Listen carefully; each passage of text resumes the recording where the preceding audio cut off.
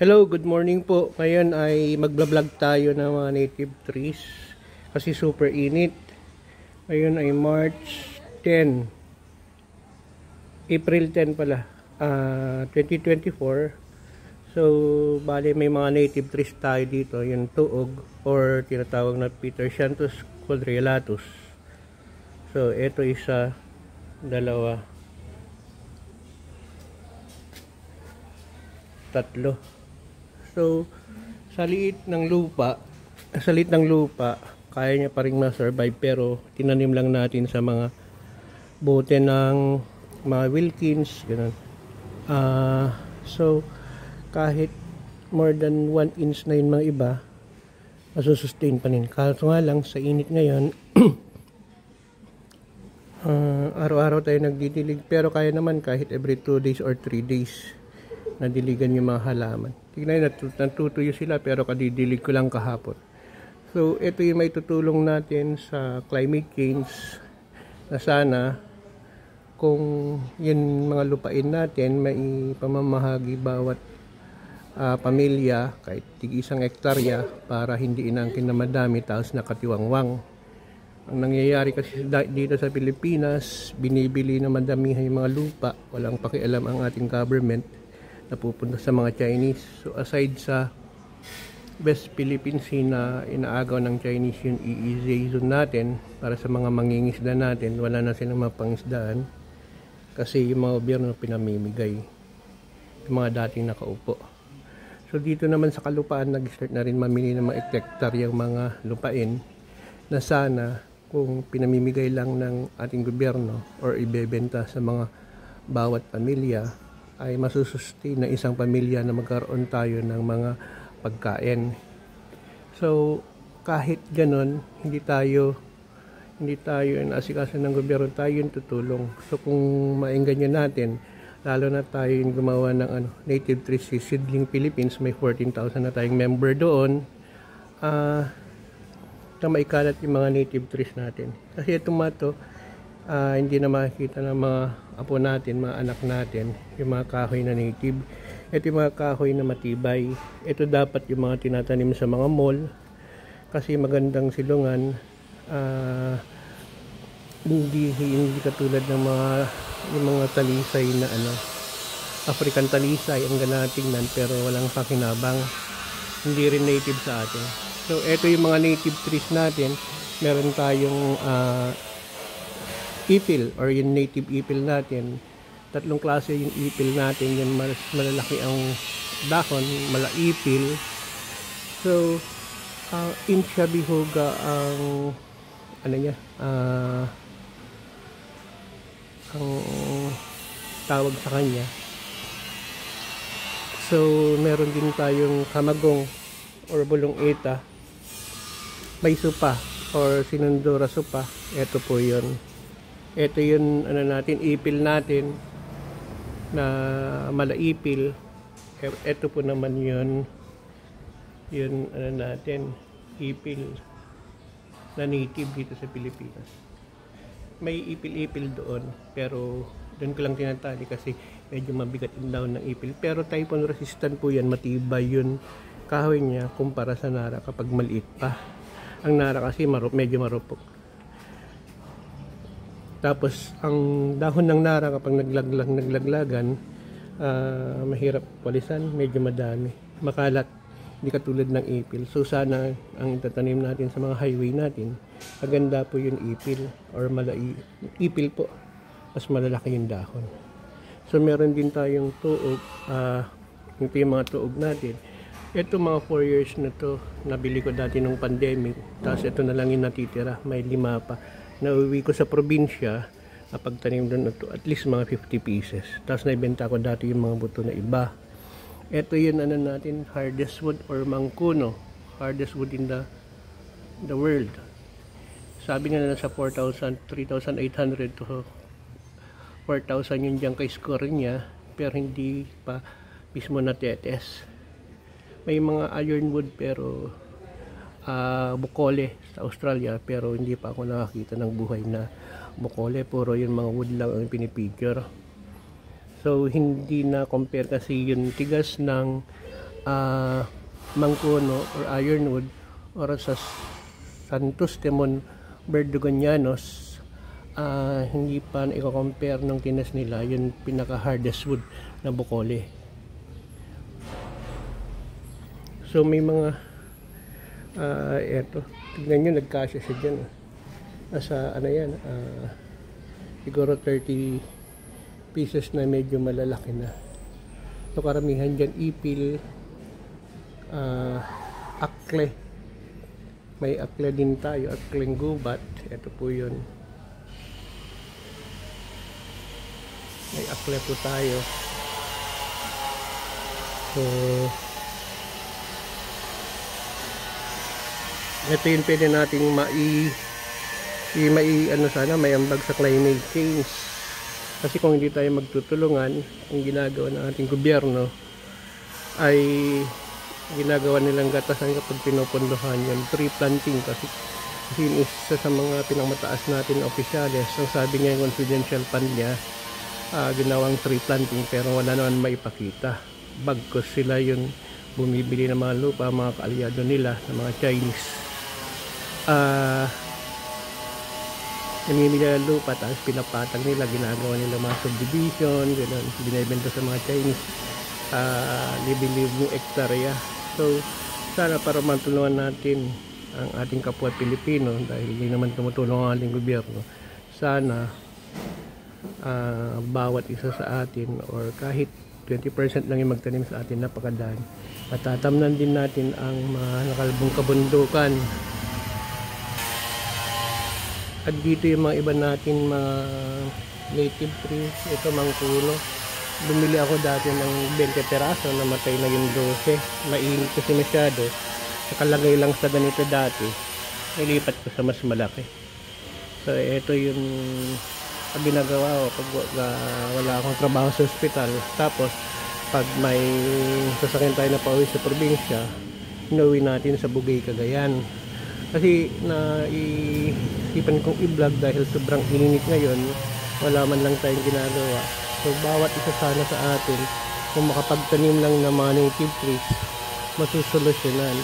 Ang problema, wala nang mapagtatamnan yung mga ibang tao dahil madami nang nabili yung mga Chinese na gano'n, mga foreigner, sa mga iba nangangamkam ng lupa, na instead na ibigay sa mga tao, magkakaroon ng trabaho yung mga tao, maasikaso pa yung ating kalupaan. Kasi yung mga nakatiwangwang na bundok, hindi naman maasikaso ng mga natin, mga gobyerno natin. Bagkus hindi NR, pinamimigay nga, pinapayagan yung mga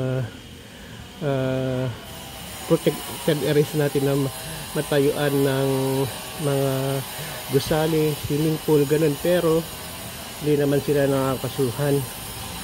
So parang sinasadya nila yon para kapag walang nagreklamo, yun makakabili na yung mga developer, gagawing subdivision na naman.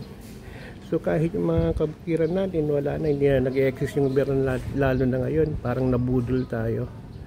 So walang nagmamalasakit sa atin, kundi tayong mga Pilipino, na sana mapadami natin yung trees dahil wala na, kalbo na ating mga bundok. Kung hindi tayo gagawa ng paraan, yearly na 2 degrees ang tinataas ng temperatura.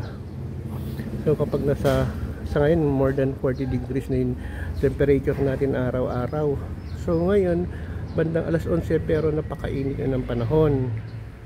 So nire-remind yan yearly sa ating mga tao na sana hindi lang yun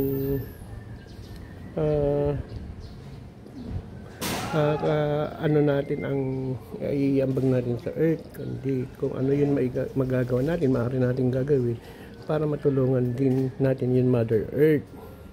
Ngayon, hindi ko kasi maasikaso dahil yun nga, may trabaho tayo, pero kahit papaano napag-ambag tayo.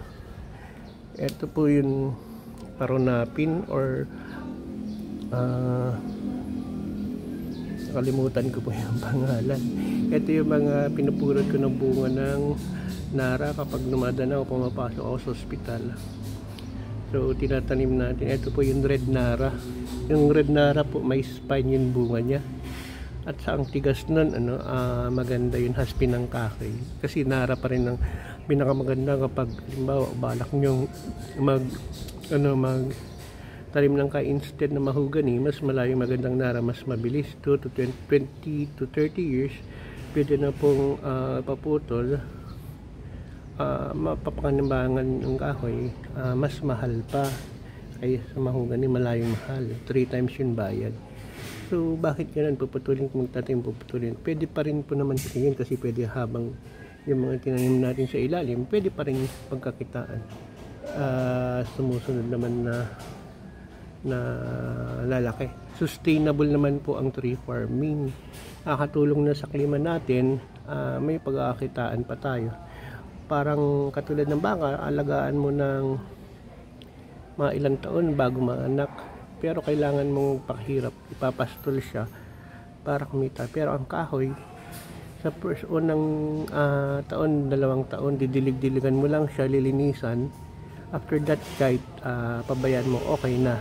So madami tayong tanim na mga native trees sa probinsya natin, pero hindi ko nakikita, mga ilan-ilan lang yung nakasurvive kasi walang interest ng mga tao. Kaya tayo nagda-vlog, sinisingit natin sa vlog natin paminsan-minsan, para madami, kapag may pa isa-isang nakapanood, at least mainggan nyo sila kung paano. Kasi na-try ko na, kumbaga libo na yung nabibili kong mga buto, pero ilan lang yung nakaka-survive kasi hindi ko masikaso. Despite nun, nagtatanim pa rin tayo.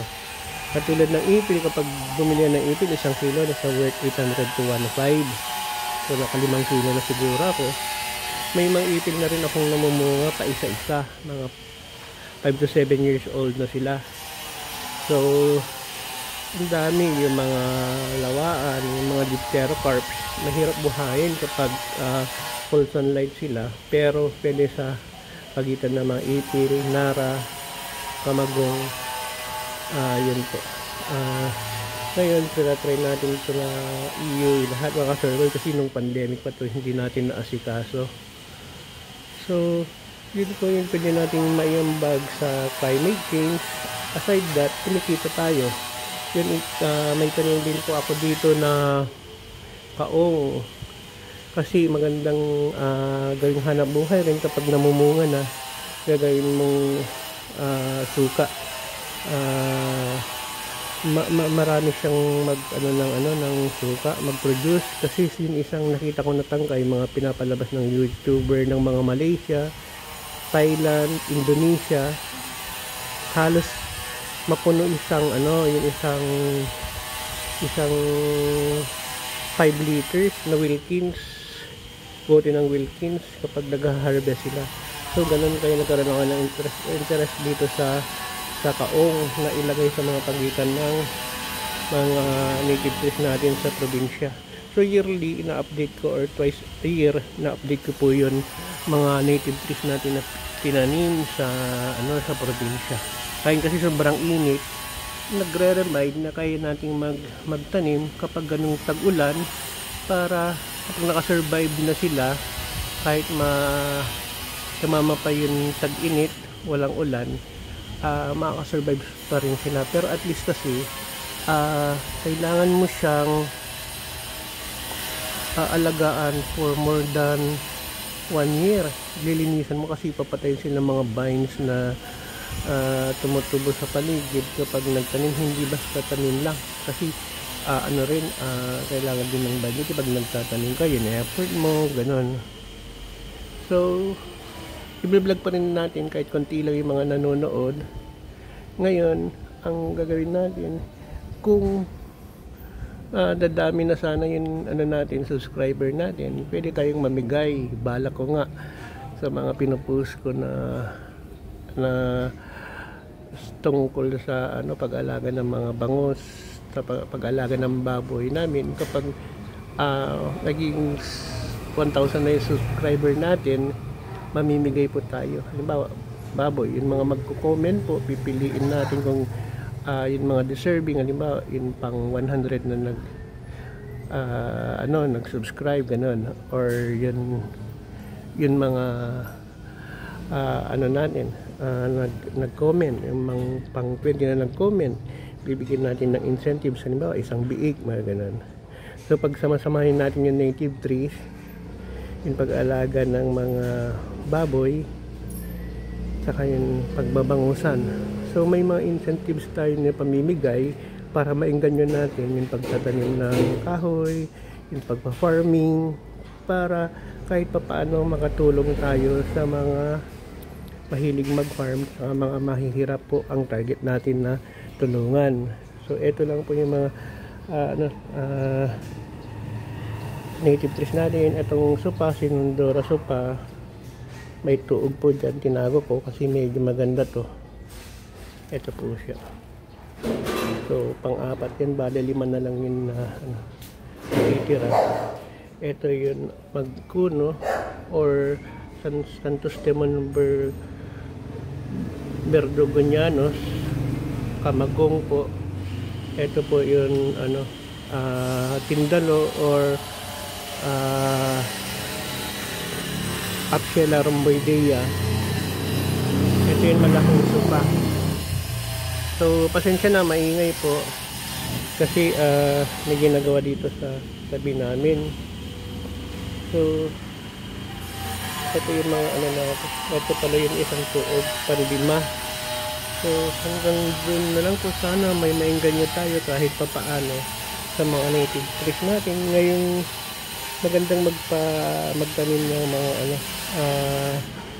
seedlings ngayon, planting materials sa tag-araw, nadidiligan natin, saka na lang natin ililipat pag tag-ulan na.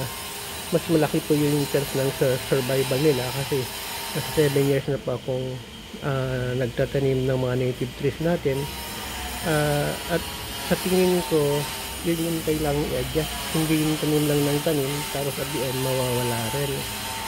So hanggang dito na lang po, bye bye po.